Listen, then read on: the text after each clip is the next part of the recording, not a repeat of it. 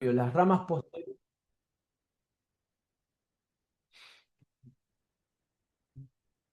Tiene que apretar de vuelta el que. La pantalla. No, Sale. porque ahí se volvió Ahí a está. salir.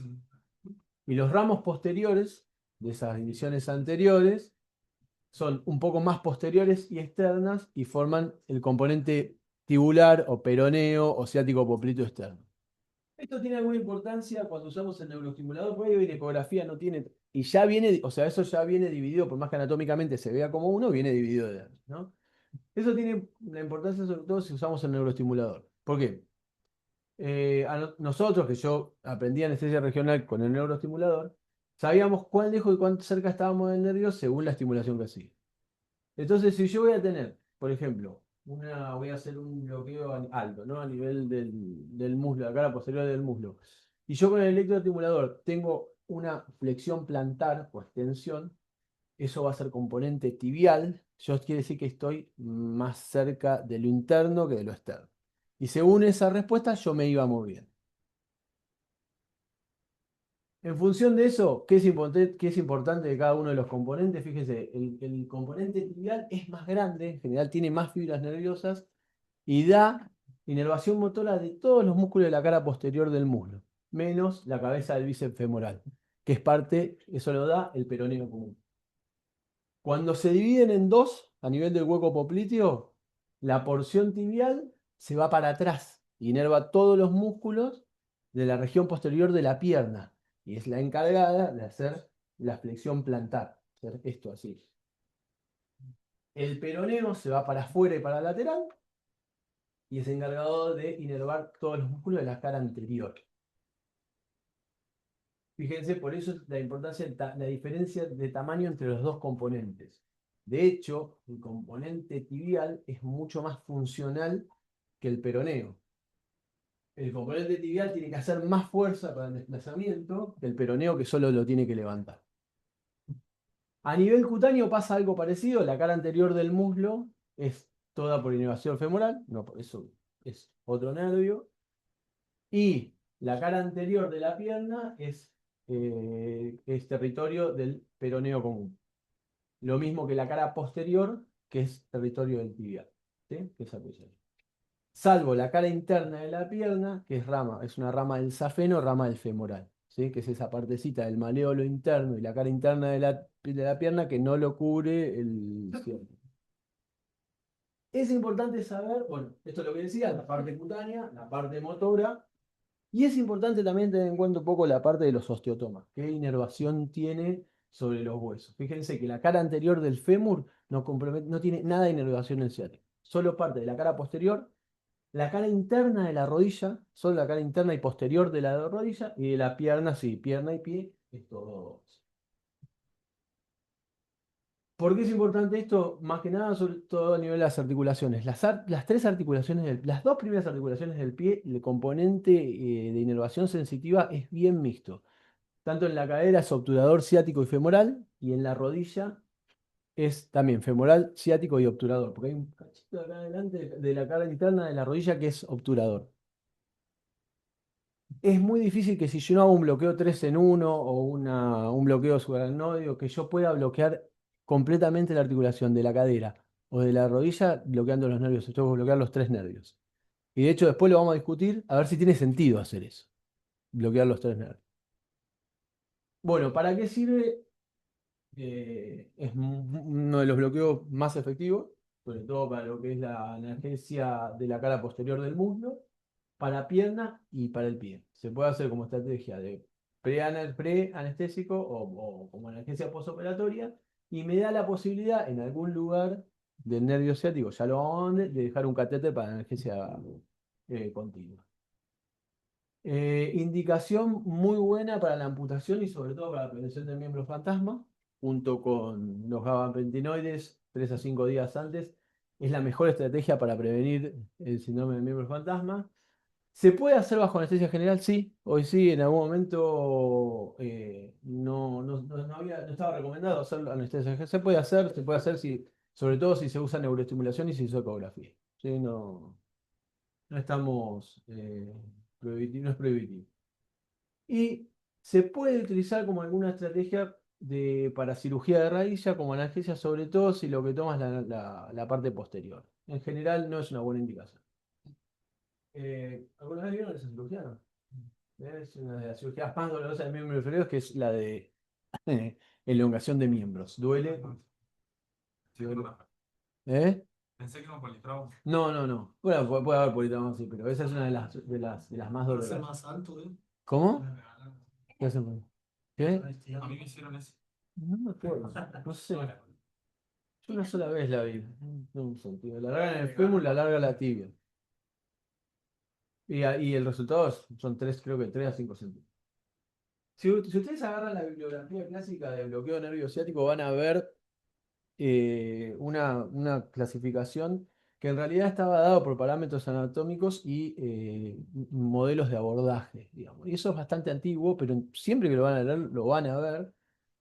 Y se dividía en niveles que eran plexuales, tronculares altos, tronculares bajos, y según la topografía, anteriores, posteriores y laterales. Nada, anecdótico, pero lo van a encontrar en la bibliografía porque en general todos los bloqueos que hacemos nosotros hoy ecográficamente son extrapolados de técnicas que se hacían antes con neuroestimulación o con la búsqueda de parestesia. Nada, de Win y de Laval eran varios, pero fue, no sé, para que tengan una idea. Uno era que tomaba el trocánter mayor, el isquio, se hacía una línea, en el medio de esa línea se trataba una perpendicular y a los 4 centímetros, no, como 6, se hacía la punción. Hoy por suerte ya no se hace más eso, pero bueno, van a ver que todas las técnicas que tenemos guiadas por ecografía se extrapolan de estas técnicas. Hay muchas clasificaciones, porque por suerte hay varias maneras de abordarlo el ciático. Hay una que es la que más me gusta a mí y en general es la que más se usa eh, para el aprendizaje de bloqueo de miembro inferior, que se publicó hace 4 o 5 años en la British, sí, en la British. Y toma en cuenta la visión ecográfica y el abordaje. La verdad que es una clasificación que es bastante sencilla. Tiene en cuenta una indicación para un abordaje. O sea, yo que voy a hacer cirugía de rodilla, bueno, ¿a dónde tengo que ir a bloquear? ¿Dónde puedo bloquear? ¿Dónde lo veo mejor el nervio? Y me da diversas alternativas para lo mismo. Y fíjense, es una que es la parasacra. Ahora vamos a desarrollar cada una de ellas. La parasacra, la subglútea, la vía anterior y la del hueco popliteo, que es la que con todos conocemos, ¿no? Bueno, la parasacra, la verdad que tiene una indicación muy precisa. Es raro que tenga que hacer esta técnica. Es como más anecdótico. Sí es buena para seguir el nervio ciático ecográficamente. La indicación sería un paciente que no se puede dormir, un paciente que tiene que estar despierto y que tiene contraindicado un bloqueo neuroaxial. Bastante difícil, pero bueno. También es una técnica que es por vía ecográfica extrapolada de lo que era un bloqueo sacro. En realidad es un bloqueo del plexo sacro. Y lo que hace es, se pone el transductor entre la tuberosidad isquiática y el sacro, en forma diagonal. Y lo que se busca es ese musculito, que es el piriforme, que se ve muy bien, y me da alguna ventaja del bloqueo del nervio ciático como forma aislada, que me da. El bloqueo del cutáneo posterior, el cutáneo posterior se conocía antes como el ciático menor, y es rama del plexo sacro con coadyuvancia del ciático, y da inervación de la parte cutánea a toda la zona posterior del músculo. Es un nervio bastante grande que se ve por ecografía y que se puede bloquear de forma selectiva. Bueno, también del glúteo superior y del cuadrado crural o cuadrado femoral. Puede estar indicado cuando hay cirugía pélvica, cirugía de cadera, amputación por encima de la rodilla y cirugía por debajo de la rodilla cuando no se puede hacer otro abordaje. Dudo que alguna vez tengan que hacer este bloqueo, pero ya les digo, no es malo para ver y seguir el nervio ciático. Lo van a ver así, se tiene que hacer con un transductor convexo, muy profundo, obvio. Cuando apoyan el transductor, lo primero que se ve va a ser la piel, en general se ve grasa, la grasa siempre se ve como una zona hipoicoica con manchas hipoicoicas. Ahí esta no se ve.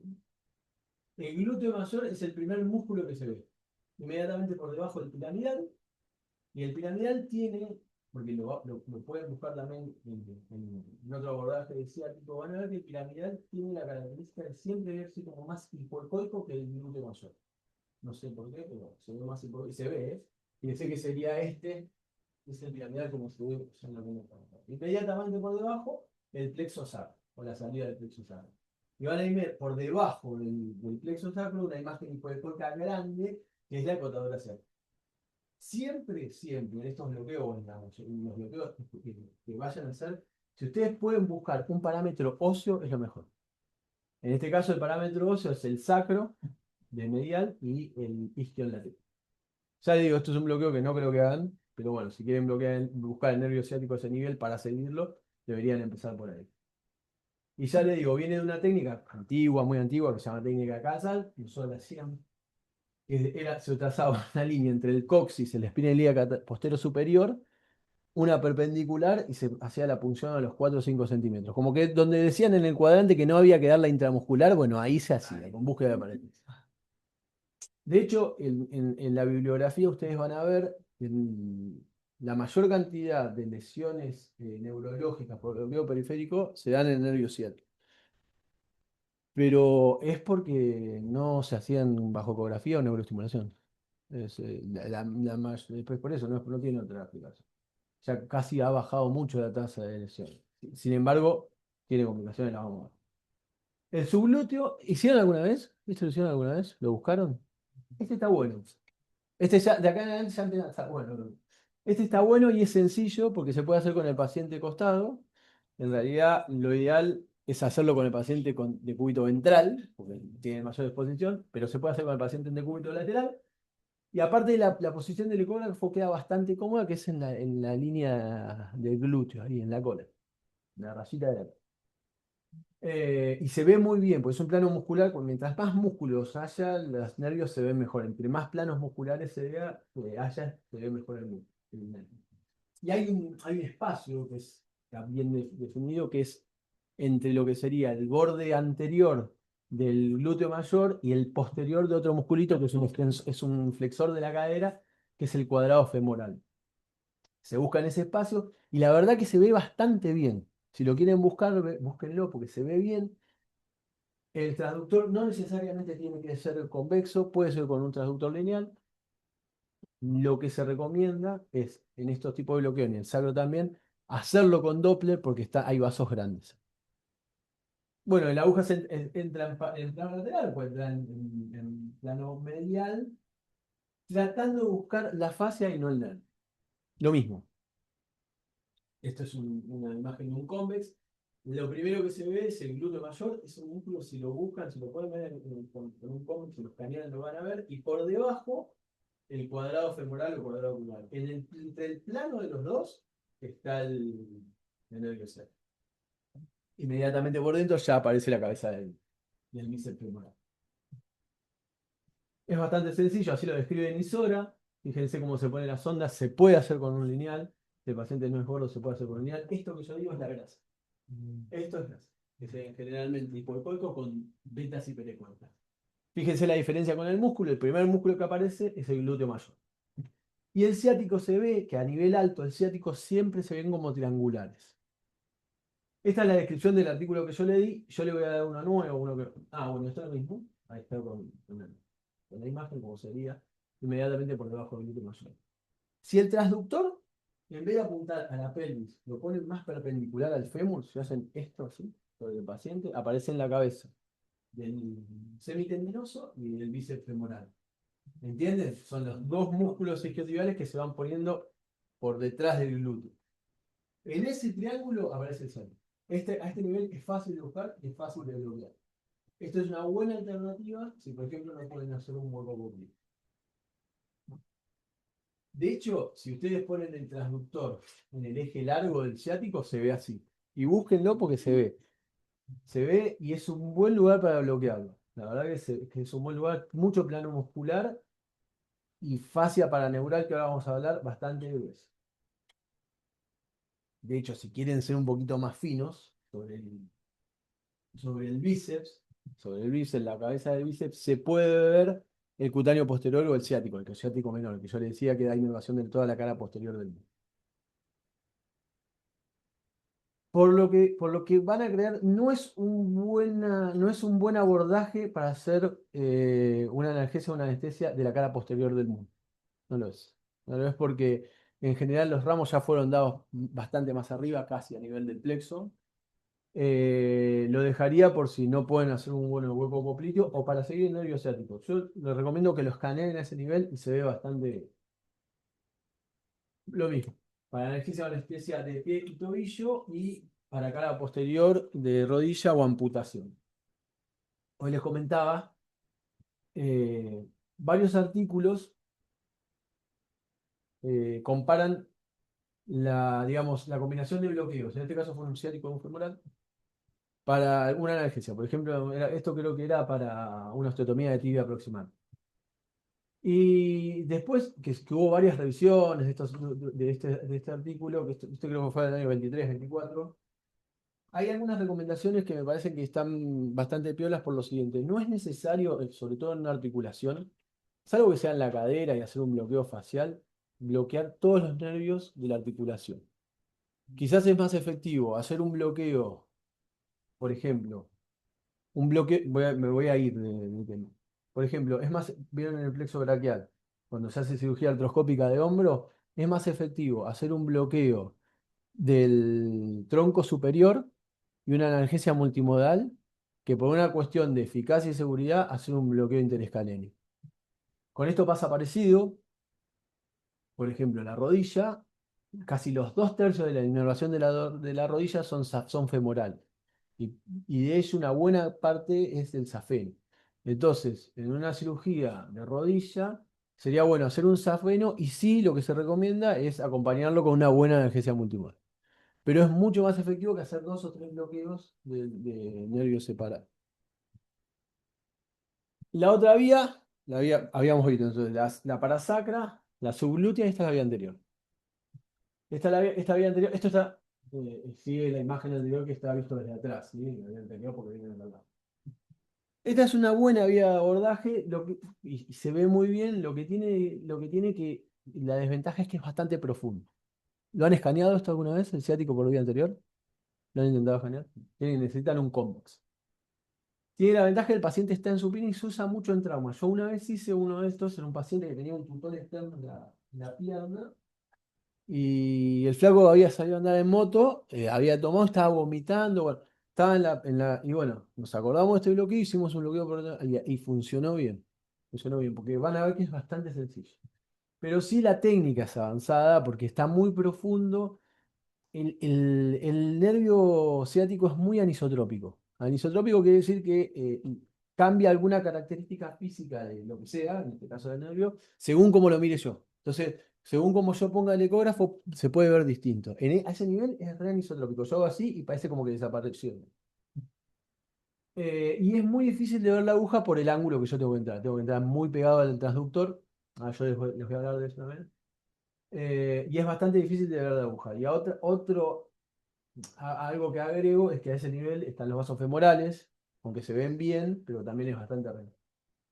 El bloqueo se hace más o menos a 10 centímetros del trocánter mayor o en el tercio superior de la pierna. Se le hace una rotación, una leve rotación externa al paciente. A ese nivel hay muchos músculos.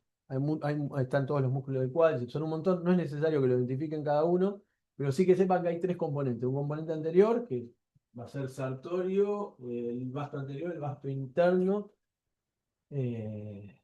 uno más. El componente medio, que son los aductores, el aductor mayor, el aductor medio y el menor. Y un componente posterior, que son los isquios. El semimembranoso, el semitendinoso y el hemiciclo. Entre el compartimento anterior y el compartimento medio están los vasos femorales y entre el compartimento medio y el posterior está el ciático. Vamos a hacerlo a ver.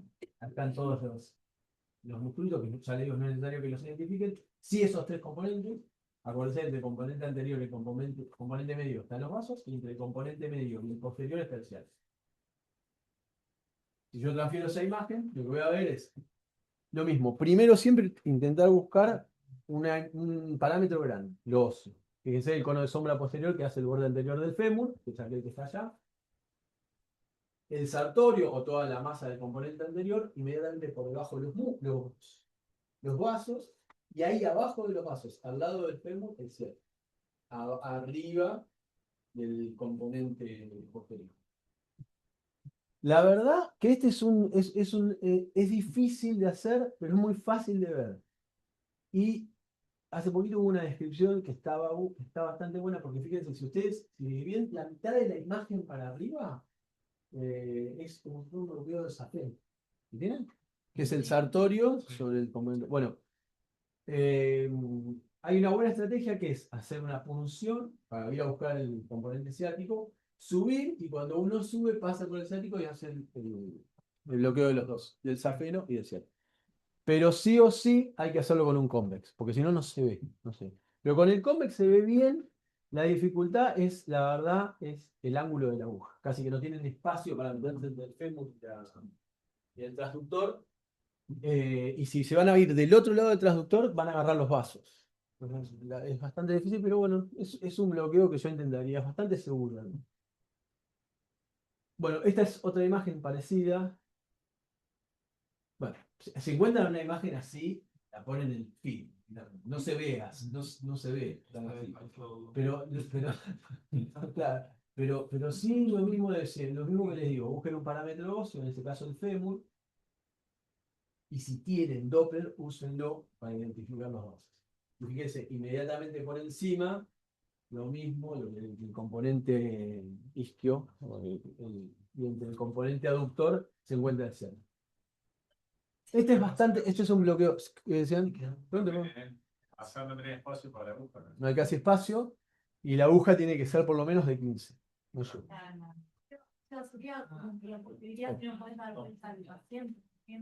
Claro, esto está indicado, en realidad la indicación es cirugía de trauma de que el paciente no se puede mover. Bien. Eh, si tienen un convex, yo les diría que lo miren porque se ve bastante bien. Y por ahí a veces da como para hacer el bloqueo, y es seguro, es un bloqueo seguro y lo agarran barro. Lo agarran barro y la fascia que divide el componente aductor del componente de los isquios es bastante gruesa, es fácil de hacer una vez que se llega, pero es difícil de acceder. Eh, pero eso no. Y finalmente, a nivel del hueco popliteo, este sí, yo creo que esto hacen, ¿no? Sí. Después hablamos de volumen. Buenísimo. Ahora después hablamos de volumen. Y dosis y todo eso. En general entre 10 y 20 mililitros, no te quiero dejar. Pero ahora vamos a hablar algunas cuestiones más importantes de cantidad de volumen que lo que vemos en la ecografía. Bueno, a este nivel el nervio está bastante superficial, lo que es la arteria y la vena. Primero intentamos buscar en forma ahí profundo la arteria y la vena. Una vez que identificamos por un poquito más arriba y va a aparecer. Está delimitado lateralmente por el bíceps femoral y hacia adentro del semimembranoso y el semitendinoso. Y van a ver que el componente tibial, por todo esto que yo le decía, que inerva los músculos de la zona posterior de la pierna, que tiene más funcionalidad, es bastante más grande. Y yo le digo, eso digo yo, que se parece una cookie cuando lo ven en el ecografo. Ahora vamos a ver, pero se parece una cookie. Cuando vean ese nervio que usted el ciático, fíjense a qué altura están y vayan a buscar el peroneo común, que está un poquito más superficial y un poquito más lateral. Hay algo que sí quiero hablar de esto, no sé si escucharon hablar de la vaina paraneural que recubre al ciático. La vaina paraneural que recubre al ciático es bastante característico, tiene que es distinta al resto de las vainas paraneurales de los otros plexos y los otros nervios, porque es uno de los que más movimientos tiene con la pierna y que más carga lleva al ciático. Entonces es una manera de protegerlo. ¿Qué tiene esta vaina paraneural? Hace unos años se recomendaba no perforarla, la vaina paraneural cuando se hacía el bloqueo. Hoy por hoy, lo ideal es hacerlo dentro de la vaina paraneural entre los dos componentes. Si nosotros vamos a hacer el escaneo, vamos a ver que si la vaina paraneural encontramos, lo ideal es seguir escaneando y ver cómo va el ciático, cómo se va dividiendo y dónde se forma. Si nos vamos muy para arriba y lo intentamos hacer de ahí, es difícil, perforarla es difícil, aparte es como dura, no sé si parece como que da un poco de miedo perforarla, pero si a ese nivel va a ser más difícil y como estamos haciendo mucha fuerza, hay más probabilidad de lesión. Si seguimos más para abajo, ya va a estar bien divididos y la vaina paraneural como un pantalón acompaña las dos divisiones del ciático. Acá también, si yo me pongo acá, el bloqueo va a ser menos efectivo. Va a ser efectivo igual, pero va a ser menos efectivo. Y si yo intento bloquearlos por separado, el riesgo de lesión va a ser un poco más grande. Entonces, lo ideal es que esté ahí, en el medio, ¿sí? Como están allá, y busco intentar entrar por el costado, ¿sí? Y perforar la vaina. Cuando se instila el anestésico local dentro de la vaina paraneural, lo que hace es ponerse como una dona alrededor. No se asusten porque cuando hacen la inyección intraneural, esto se separa. Es como si se separe esto. Me ha pasado varias veces, por suerte no tuve lesión, pero me ha pasado varias veces. La vaina paraneural lo que hace es que envuelve como una dona los dos componentes. Si ven que un componente se envuelve, que en general es el tibial, porque tiene la vaina como que más contiene más, es más grande, y el otro no, no importa, porque después se distribuye. Después se distribuye. De hecho, eso está estudiado, eh, cómo se distribuye, atravesar o no la vaina, y lo que se recomienda es atravesarla a ese nivel, donde está la vaina todavía, que no, en general la vaina no se ve, sí se ve cuando se inyecta. Se ve como eso, hipoecoico alrededor, y se puede ver una pequeña lámina hiperecoica. En alguna imagen yo tengo por ahí que se pueda ver, pero lo ideal sería atravesar esa vaina. Si ustedes no se quieren arriesgar y no atravesar esa vaina, no lo hagan. No pasa nada. El bloqueo es efectivo igual, sí tiene un poco más de latencia y puede ser un poco como parchado. Pero si no están duchos, no lo hagan.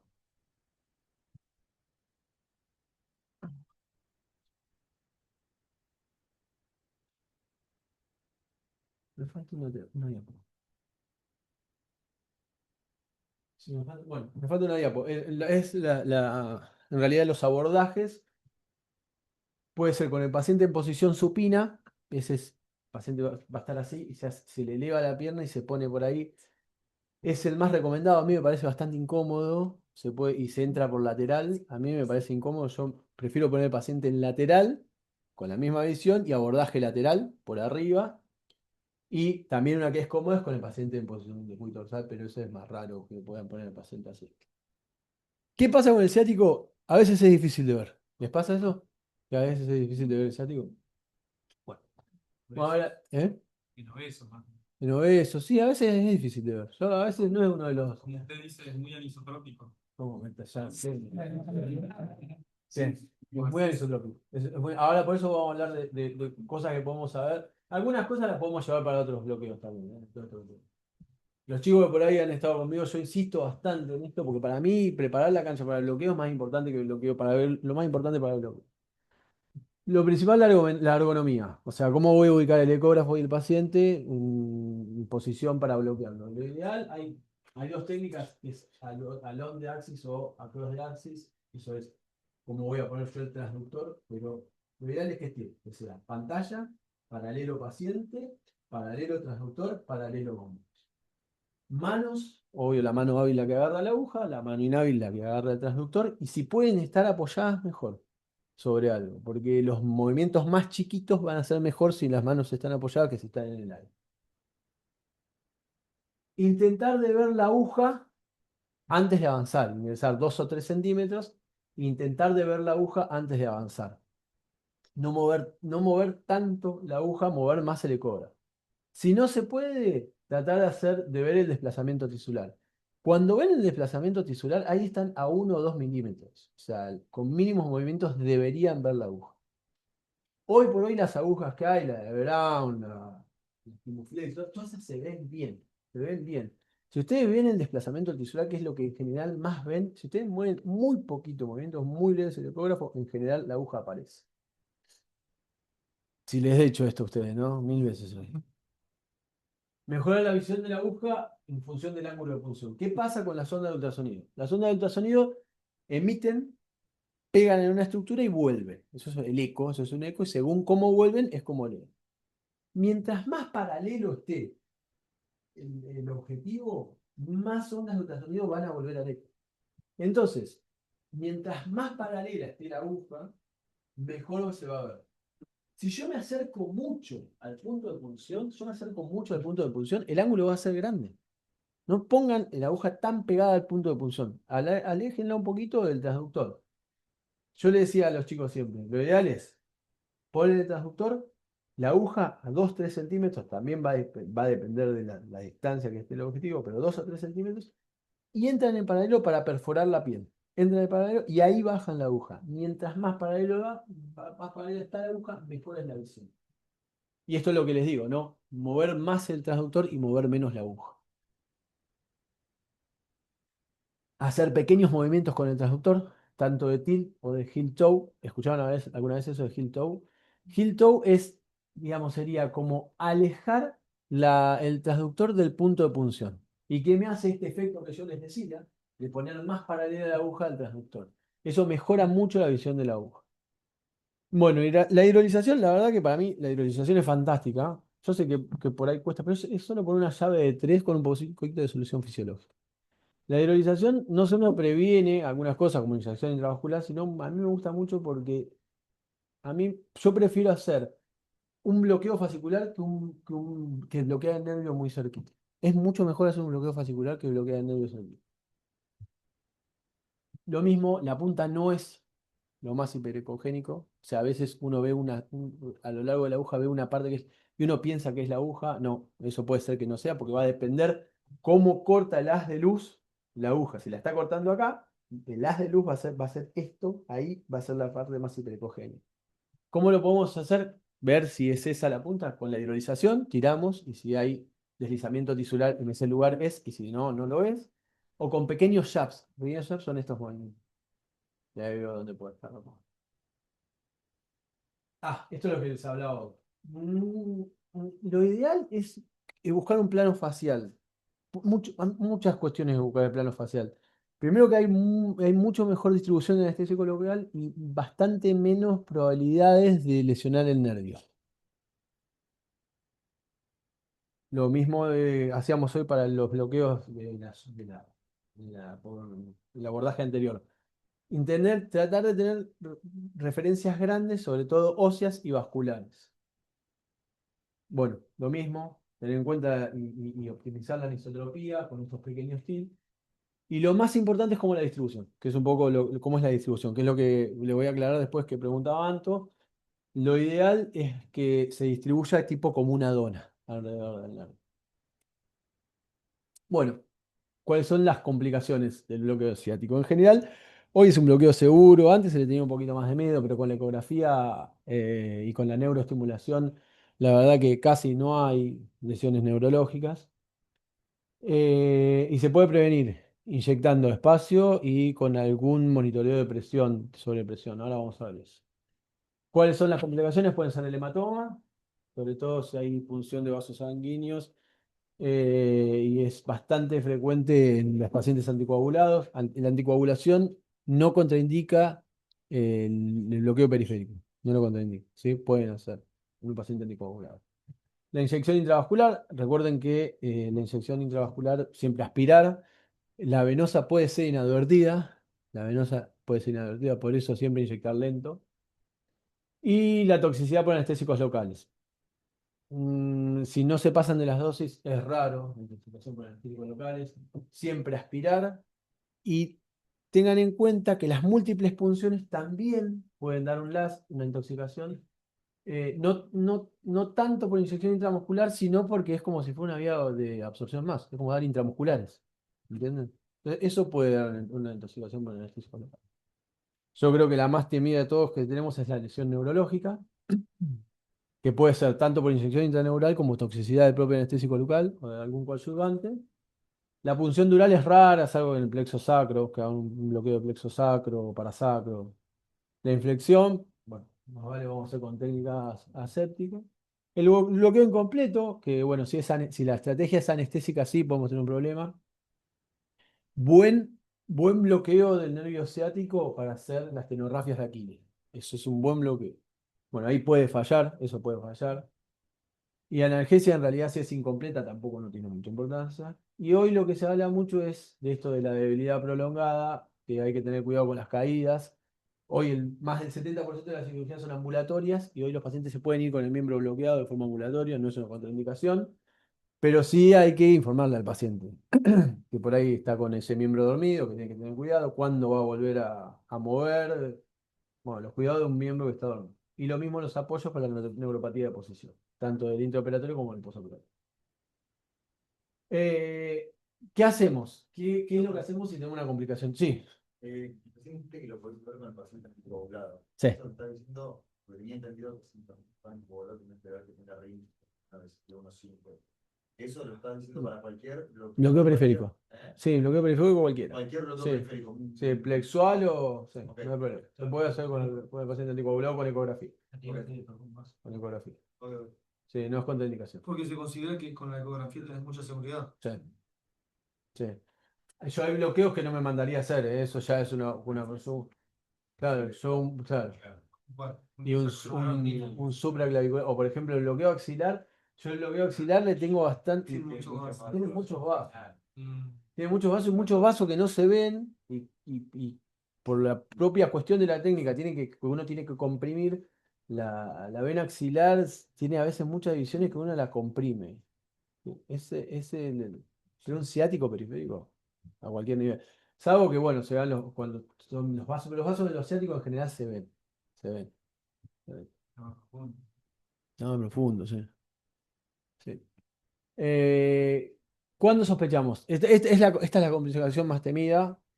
En general, pero tampoco es para. En general, la mayor cantidad de complicaciones neurológicas o los déficits en general pasan. Con el tiempo pasan. Es raro que una complicación mayor por un bloqueo periférico, salvo que hagan una inyección intraneural. ¿Cuándo lo voy a sospechar? Cuando aparece un déficit motor o sensitivo persistente. Mientras más motores, peor. ¿Sí? Peor es la lesión. También cuando aparece parestesia, disestesia o algún tipo de hiperalgesia neurológica o dolor neuropático. Bueno, ¿y qué hacemos? Primero lo que hacemos es, bueno, la evaluación inmediata y tratar de seguir, ver ese tipo de dolor, cómo va cambiando, cómo se va modificando en el tiempo, y buscar esto sí es importante, si tiene alguna causa reversible. Porque muchas veces puede ser, por ejemplo, por compresión. Puede ser por un síndrome compartimentado, o no sé, ha pasado. Esto ha pasado, gente que se ha ido con la venda de Edgeman a la sala. Entonces, buscar alguna causa que sea o isquemia o alguna toxicidad, buscar alguna causa, descartarla. Y bueno, y obviamente si se está haciendo en ese momento y el paciente indica mucho dolor, la inyección intraneural duele mucho, se deja la técnica, se suspende. ¿Qué hacemos? No se puede hacer mucho. La verdad que no hay mucho para hacer. Más que hablar con el paciente, describirlo bien y ver cómo evoluciona en el tiempo. Eso que se dan corticoide, complejo B2, si les dejan tranquilos, denle, pero no sirve para nada. Rehabilitación. Sí, sí, sí. Después de pasado 2 o 3 semanas, sí. Sí, después de pasado 2 o 3 semanas, ya te digo, pasado 2 o 3 semanas, si el déficit sigue, se tiene que hacer imágenes, se tiene que hacer un electromiograma y laboratorio completo porque puede ser de otra causa también, hasta incluso metabólica la neuropatía. Pero en general, 2 o 3 semanas es un tiempo lógico para esperar. Y siempre interconsulta con neurología. Más vale. Bueno, y nada, según el hallazgo vamos a ver cómo vamos a intervenir, ¿no? Obviamente, si tiene un déficit motor, va a ser consulta neurológica, electromiograma, y se puede tratar la causa de dolor. Incluso si tiene dolor neuropático, se puede dar amitriptilina o gabapentinol, ¿sí? Se lo puede dar y tratar el dolor neuropático. Eh, en- eh, Pasan, las complicaciones a veces pasan. Yo tuve dos, en un ciático poplite, los dos en el ciático poplite. Pero hago bastante también, bueno, si haces, te van a pasar. Una que tuve una médica encima que me pidió que yo le haga anestesia sola, se le cayó el dedo gordo así.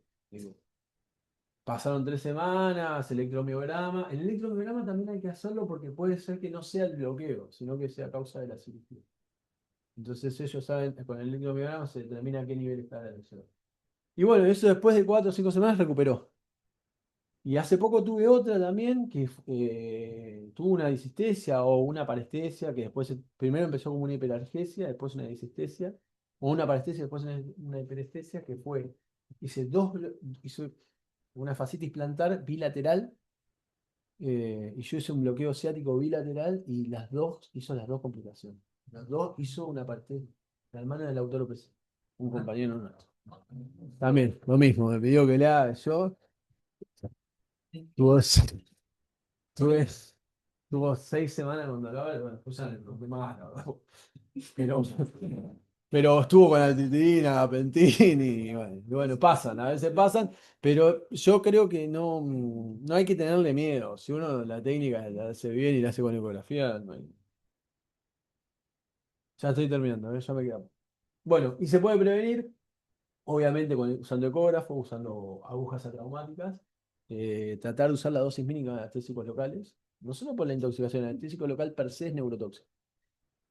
Eh, y bueno, obviamente conocer la vía de abordaje y elegirla. Hay algunos dispositivos que se usan para ver la presión, no sé si lo vieron alguna vez, ¿ese lo vieron alguna vez? Va entre la aguja y la jeringa y les cuento, ese dispositivo es más caro que la jeringa, pero bueno. Y tiene como unas marquitas que cuando marcan los mayores de los 15 PSI se ve como una linita roja. Ahí es hasta 15. De la burbuja está La bueno. burbuja es ese. Está, ¿qué pasa? Ese método, eso lo estudió Chin, que es un anestesiólogo que hace.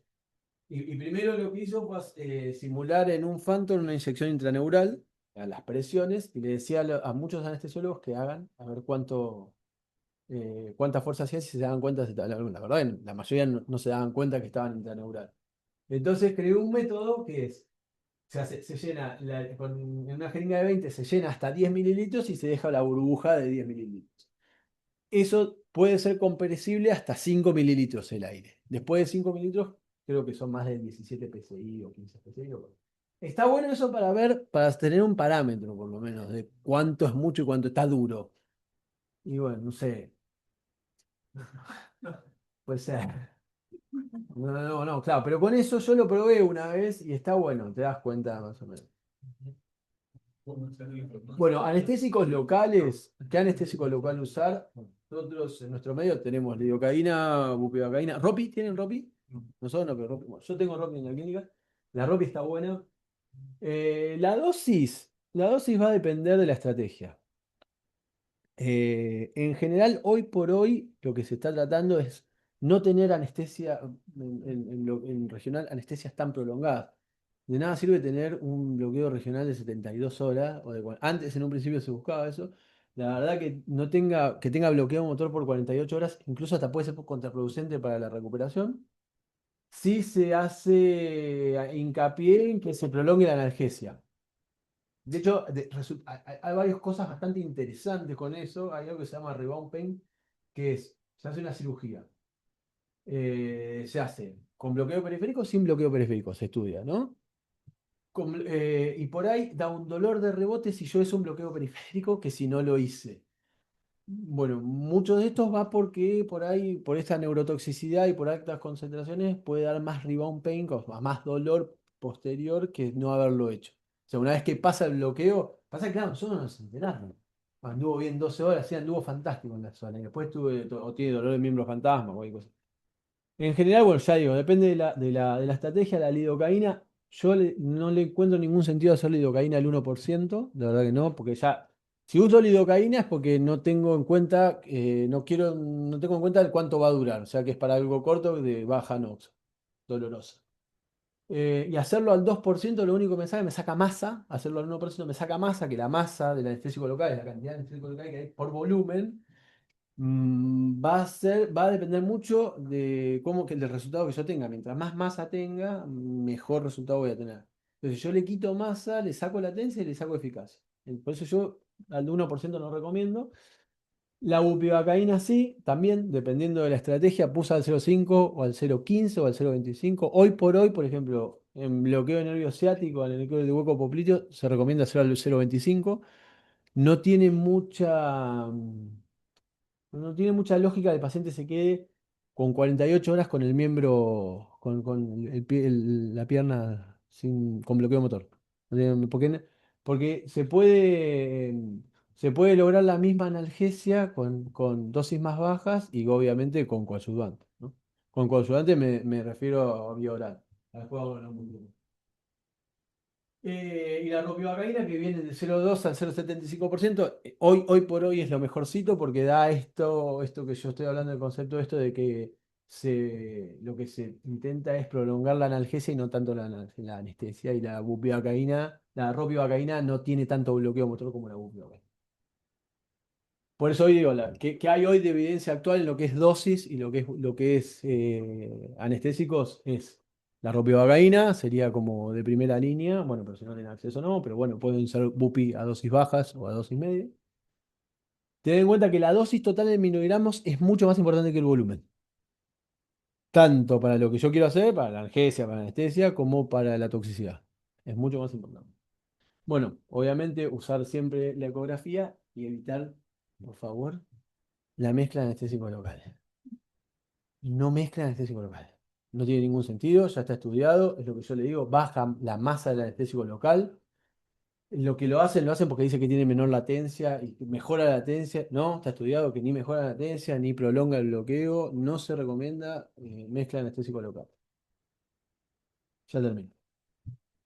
Y sí, coadyuvantes. Algunas cositas de los coadyuvantes. Doc, Sí, lo que quiero, sí. Sí, pregúnteme porque por ahí se me pasa. Las agencias locales, obviamente, en la misma jeringa, no, pero Claro. después cargar en diferentes Es, jeringas es y lo mismo. es lo mismo. Es lo mismo. Es lo mismo. Teóricamente, cuando uno hace el bloqueo, uno, si va a hacer un bloqueo, salvo que sea un nervio periférico aislado, va a hacer un bloqueo facial. Yo siempre digo lo mismo. Si yo hago un bloqueo facial, no tengo necesidad de estar al lado del nervio. Va a tener mejor distribución, voy a necesitar menos dosis, voy a disminuir la incidencia de lesión, ¿viste? Y si yo estoy haciendo un bloqueo facial, lo estoy mezclando en la fascia igual. O sea, yo quiero desterrarlo de la mezcla de anestésicos locales. No tiene ningún sentido, ninguno. Yo te conocía de este modo. Bueno, lo que es los coadyuvantes sí, la verdad que es una buena estrategia, yo las recomiendo. Este es un metaanálisis que se hizo eh, con el agregado de coadyuvantes, en lo que hacía hincapié era en cuánto era la duración analgésica, no tanto anestésica, cómo era la calidad del bloqueo para el intraoperatorio. Esto, la de reducción del rebound pain, esto que yo digo, del dolor de rebote entre hacerlo y no hacerlo. ¿Cuál es la seguridad neurológica? Porque hay drogas que aparentemente son muy buenas como coadyuvantes, pero no son neurotóxicas, por ejemplo la ketamina. ¿Y cuál es la recuperación funcional? Obviamente, ¿no? Las dos y sí, por ejemplo, como ustedes van a ver que se agregan desmedetomidina a la fórmula, el bloqueo se prolonga bastante. Se prolonga bastante. Pero hoy por hoy no es tan importante buscar la duración del bloqueo, sino la duración de la analgesia.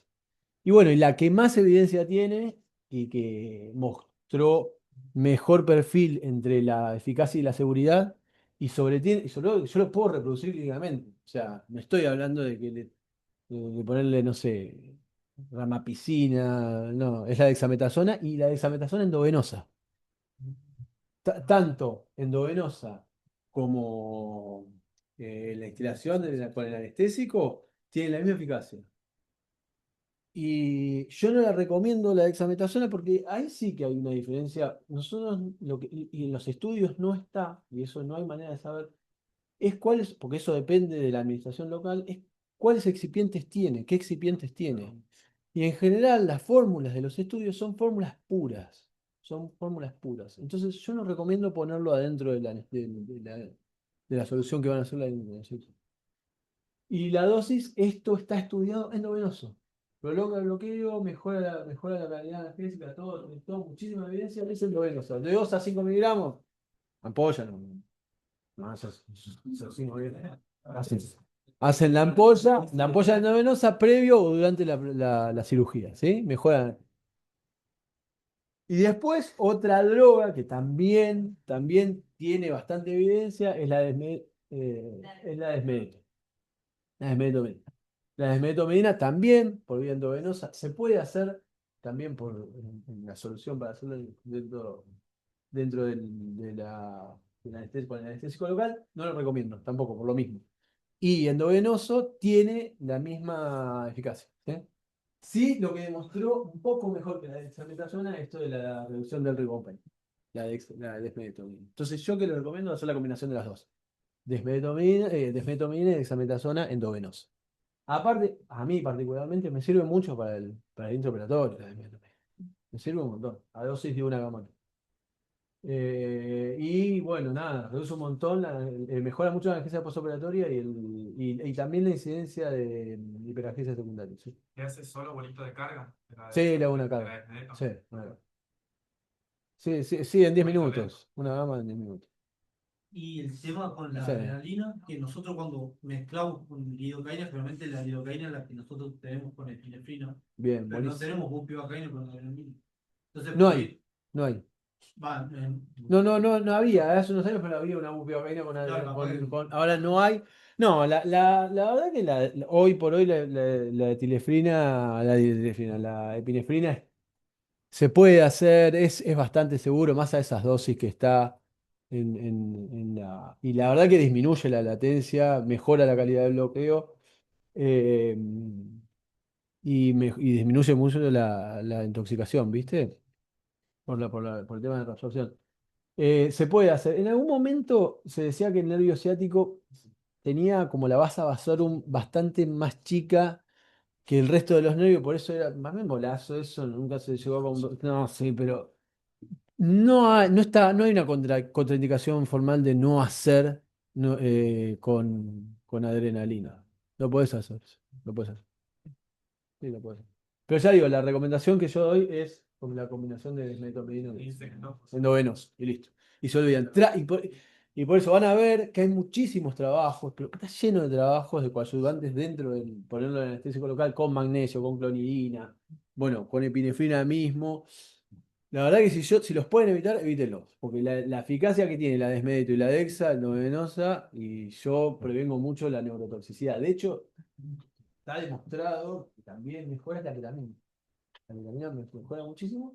En algún momento nosotros hacíamos y después la ketamina que nosotros tenemos acá en Argentina, después cuando uno lo ve es como una mezcla racémica se llama, es como de los isómeros que son levógeros y estrógenos, bueno, el estrógeno, bueno, son una mezcla de esas dos. Y la que está estudiada, con la que está estudiada en general, es con la D. Por eso, yo recomiendo no pongan nada, pongan desmedeto y dexa endovenos. Bueno, creo que ya estoy, sí. Bien, ¿tienen alguna duda? ¿Me quieren preguntar algo, comentar algún caso? en caso de querer mezclar con la adrenalina, ¿tenés idea? Con ¿Tenés No, idea? ellos me hacían todos los martes me hacían lo mismo. Venía y tenía la jeringa cargada con Bupi y con Lido. Todos los martes. Cargué en un 15 y 5. No, pero decía mezclarlo con adrenalina, digo. No tengo idea cómo sería la relación. Una en 200. Llevas si la querés hacer con Adrián y no te tiene, cargas una de 20, la jeringa lo pones en una 20, le llevas a 20, descartás 19, uno, lo llevas de nuevo a 20 y haces 1 mililitro cada 10. Que creo que eso queda 5 miligramos por mililitro.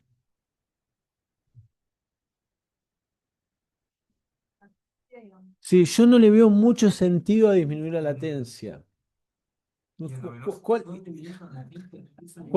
No, pero no, cuando uno va a la práctica, ¿cuál es la? No, si van a hacer, a ver, si van a hacer un bloqueo supra, necesitan una anestesia. Yo, por ejemplo, un bloqueo supra para una de miembro superior, una de parte blanda del miembro superior, yo lo hago con Lidocon, sí. Sí, me parece más seguro, sí, más vale. Pero para esto que en general, salvo la tenorragia de Aquiles o el alus valgus, darle más latencia no le, No, no igual le yo, encuentro mucho mi sentido. pregunta no iba para el ciático, porque claro, aparte lo de la vasodilatación, me Sí. refería para un bloqueo en general. No, bueno, por eso, ¿cómo es tu nombre? Marcelo, Para mí, lo importante en anestesia regional es tener muchos recursos para saber para qué sirven, ¿entendés? ¿Entendés? Bueno, decir, bueno, el nervio ciático, ¿lo puedo hacer anestésico? Sí, ¿para qué? Para la tendinoplastia de Aquiles, para el alus valgus, para un espolón. Después, una artroplastía, ponele de tobillo, y yo no sé si le haría una dosis al 0,5. Si yo con buenos coadyuvantes y buena analgesia posoperatoria tengo la misma eficacia. ¿Sí? Yo creo que un poco la anestesia regional es tener muchos recursos según la situación clínica que tengo. Y bueno, acá esto con el ciático pasa un poco más. ¿Algo más? Sí, está bien. Ah, bien, eso sí. Bien. En todo, a lo largo del nervio ciático, en todos los volúmenes deben ser entre 10 y 20 mililitros. Hoy que se dice que lo que manda es la imagen, o sea, cuando está el nervio rodeado en su totalidad. Eso sería el volumen ideal. ¿Con una punción basta? Si En vemos general ese, o sí. sea, o hacemos arriba y abajo. En general sí. ¿Arriba y abajo? Pará, ¿de qué me El dijiste? ciático. Vos entrás con la boquita. ¿En el hueco popliteo? Sí, No, con una bajo el punción, si vos lo hueco. haces, atravesás la vaina paraneural, una única punción es suficiente. De hecho, es lo que le decía, a veces por ahí ustedes ven de que siempre si hay uno de los dos que se rodea es el componente tibial. No importa, si ustedes ven que se rodea así en forma de dona, están están adentro de la vaina, sí. Y con eso ya es suficiente. Después, después al rato, si lo van a seguir, vas a ver que arriba está Está rodeado. rodeado. Sí. Y si hablo de piedra y otro nervio, si hablo de un supraclavicular para un braquial, viste que ahí nos vamos a la. Nos vamos al corner, Al cono. ahí también con uno está bien. Mirá, el bloqueo supraclavicular, ya me extiendo, Ya pero bueno. tuvimos a clase igual. Pero no importa. El bloqueo supraclavicular, la punción múltiple, porque está como ahí en donde está el plexo, en la vaina, está dividido también. La punción múltiple mejora la eficacia del bloqueo. Es menos segura, pero mejora la eficacia del bloqueo. Lo que me acuerdo así de las últimas recomendaciones, son recomendaciones, tampoco es hacer dos punciones. Dos punciones. Por cómo está dividido, adentro de la vaina está dividido. Igual la vaina del plexo braquial es distinta a esta y en general se termina distribuyendo. ¿Verdad? Con un poco más de latencia se termina distribuyendo. Está como tabicada ahí. Sí, sí, están distribuidos, los fascículos están distribuidos por zonas, son 3 zonas, pero sí, con dos, lo que pasa es que también aumentás el riesgo de toxicidad, aumentás el riesgo de toxicidad. Pero si vos haces en el córner y se ve bien en el córner, lo dejás ahí, si vos esperás el bloqueo abandonés, porque difunde a través de la vaina. ¿Algo más? Bueno, chicos, creo que tenemos otra charla más adelante de neuroacción.